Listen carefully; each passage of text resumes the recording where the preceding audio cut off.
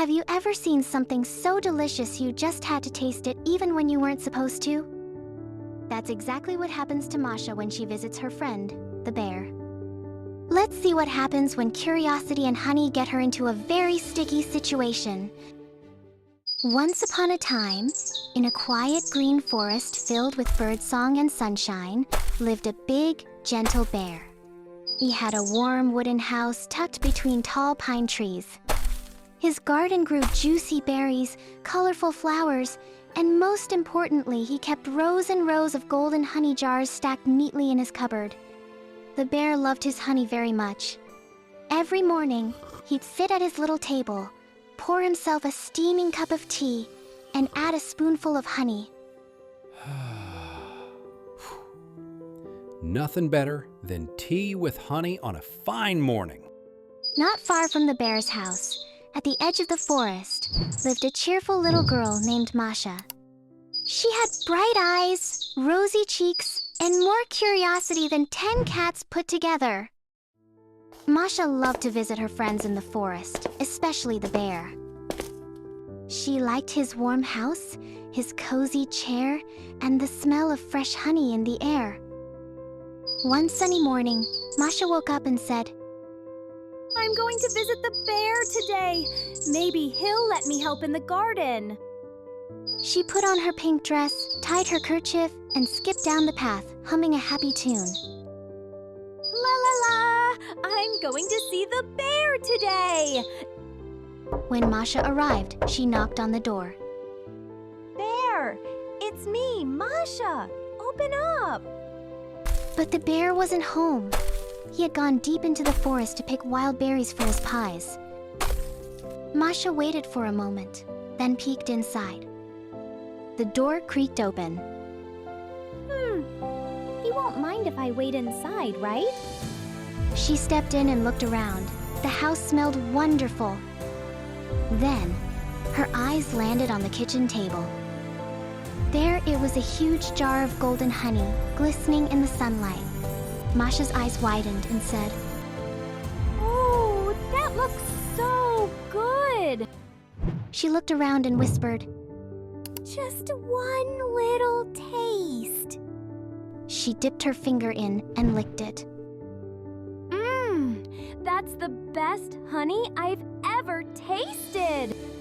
So she tried another taste, then another, and before she knew it, the jar was empty.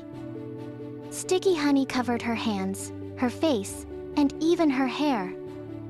Oh no! Bear will be so mad. Just then, Masha heard heavy footsteps outside. The bear! She whispered, and quickly hid behind his big chair.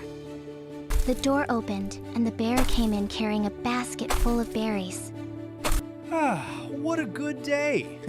Now I can make my famous berry pie with honey. But when he looked at the table, his smile disappeared. My honey jar! It's empty! He sniffed the air. Something smells sweet. Then he saw a trail of sticky honey drops on the floor, leading straight behind his chair. The bear leaned down and said, Masha? Masha peeked out with wide eyes and a sticky face. Hi, Bear. I was just testing the honey. The bear crossed his arms but couldn't help smiling. You tested all of it, I see.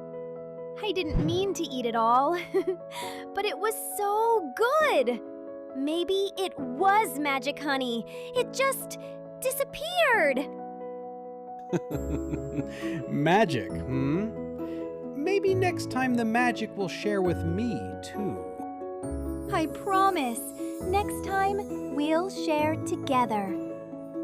So the bear and Masha decided to make more treats. They stirred honey into batter and baked big, fluffy pancakes. They ate and laughed until their bellies were full and the stars began to twinkle in the sky. As Masha got ready to go home, the bear gave her a small jar of honey to take with her. Here is your honey, so you won't need to sneak any next time. Thank you, Bear. I'll never take something without asking again. Sharing is much more fun. That's my smart little Masha. And from that day on, Masha always waited for the bear before touching his honey, though she still loved to lick the spoon when they baked together. Moral of the story is, it's always better to share what you love than to take it alone. Also remember, true friends forgive and help each other become better. Did you love Masha's story? Give thumbs up. What story should we tell next? Comment below. Subscribe for more bedtime stories every week.